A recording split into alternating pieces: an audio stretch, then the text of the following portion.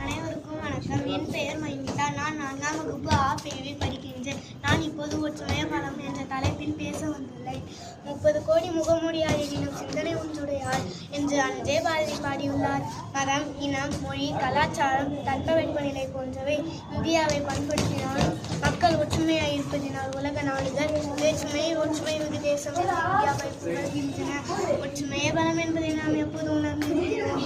பண்டைய காலத்தில் நம் நாட்டில் பல இன மன்னர்கள் ஆட்சி செய்தனர்.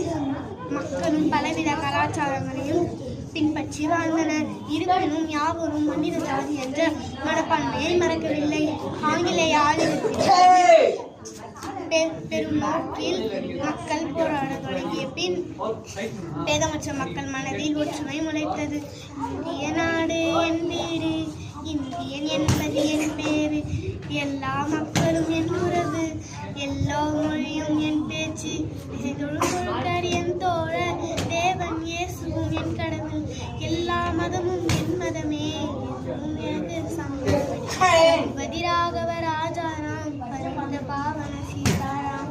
விழிகள் ஒற்றுமை பார்வை, நாசிகள் ஒற்றுமை சுவாசம், கால்கள் ஒற்றுமை நடை, கைகள் ஒற்றுமை செயல், ஊரின் ஒற்றுமை பலம், சமூக ஒற்றுமை பலம், நாட்டின் ஒற்றுமை பலம்.